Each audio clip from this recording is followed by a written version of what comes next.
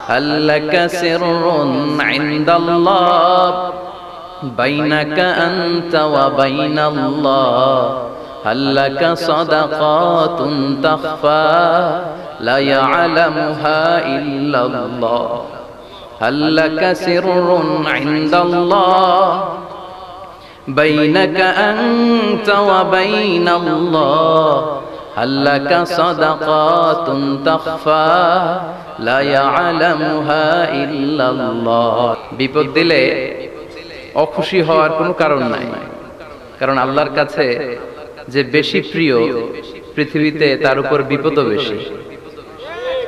আশাদ্দুন নাসি বালাআন আল আম্বিয়া, পৃথিবীর বুকে সবচাইতে বেশি বিপদের মুখোমুখি হয়েছিলেন নবীরা। সুম্মাল আমসাল ফাল আমসাল, তারপরে আল্লাহর ওয়ালিরা, তারপর সলিহিনরা, শুহাদারা, ঠিক কি না? ব্যক্তি যত আল্লাহর কাছে প্রিয় তার উপর পরীক্ষা তত বেশি। ওয়ালা নাবলুওয়ান্নাকুম, আল্লাহ বলেছেন অবশ্যই অবশ্যই তোমাদেরকে আমি পরীক্ষা করব, ভয় দিয়ে, ভীতি দিয়ে, ক্ষুধা দিয়ে, জান মালের সংকটের মধ্যে ফেলে। এজন্য মুমিন কখনো নিরাশ হয় না, সে বিপদে পড়লেও তাওয়াক্কুল করে কার উপর? কারণ মুমিন জানে পৃথিবীর কেউ তার ক্ষতি করতে পারে না যদি আল্লাহ তাআলা তার সাপোর্টে থাকে। চিল্লায় বলেন ঠিক কিনা? কেউ যেটা পারে না সেটা পারে কে? কেউ যেটা দেয় না সেটা দেয় কে? কেউ যেটা শোনে না শোনে কে? কেউ দেখে না কিন্তু আল্লাহ দেখে। আপনি পুলিশের চোখ ফাঁকি দিতে পারবেন, র্যাবের চোখ ফাঁকি দিতে পারবেন, পরীক্ষার হলে ম্যাজিস্ট্রেটের চোখ ফাঁকি দিতে পারবেন, আল্লাহর চোখ ফাঁকি দিতে পারবেন? এজন্য আমরা সব সময় ভরসা রাখবো একজনের উপর। চিল্লায় বলেন তিনি কে? হজ মানুষ করবে শুধুমাত্র একজনের জন্য, তিনি কে?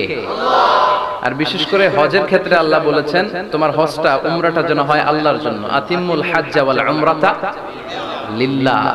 লিল্লাহ আল্লাহ এমনি বলে নাই, কারণ তোমরা আলহাজ লাগাবা, তোমরা আলহাজ লাগাবা। হাজী সাহেব নামের আগে আলহাজ লাগায় নাই, রেগে যায়, আছে না নাই? আপনার হজ শেষ, আপনার উমরা শেষ, আপনার সব শেষ, ঠিক কি না? মানুষ বলতে পারে কিন্তু আপনি কখনো লাগাবেন না, লাগাতে চাইবেন না, আর এটা লাগানো ঠিক না। পৃথিবীর কোথাও এরকম আলহাজ লাগানো হয় না। আমরাই শুধুমাত্র নামের আগে ইবাদতের কথা জুড়ে দিই। আমি কোন ইবাদত করছি এটা আপনি করে কম কেন? আমার ইবাদত হবে শুধুমাত্র একজনের জন্য। চিল্লায় বলেন তিনি কে? আমি যে নামাজ পড়বো একজনের জন্য পড়ি, তিনি কে? আপনি আল্লাহ ছাড়া অন্য কারো সন্তুষ্টির জন্য যদি কোনো ইবাদত করেন সেটা কবুল হবে? চিল্লায় বলেন। এটাকে বলে ইখলাস। এটা খুব জরুরি। এই ইখলাসের নামে আল্লাহ কোরআনে একটা সূরাই দিয়েছেন। ইখলাসের নামে কোরআনে একটা সূরা দিয়েছেন। আপনি ইবাদত করবেন আল্লাহর জন্য, আর গোপন ইবাদত, গোপন সাদাকা, গোপন দান আল্লাহর রাগকে কমিয়ে দেয়। হাল লাকা সিররুন ইনদাল্লাহ বাইনাকা আনতা ওয়া বাইনাল্লাহ هل لك صدقات تخفى لا يعلمها إلا الله هل لك سر عند الله بينك أنت وبين الله هل لك صدقات تخفى لا يعلمها إلا الله ঠিক কি না? তোমার কি এমন কোন ইবাদত আছে যেটা আল্লাহ ছাড়া কেউ জানে না? তোমার কি এমন কোন গোপন দান আছে যেটা আল্লাহ ছাড়া কেউ দেখেনি?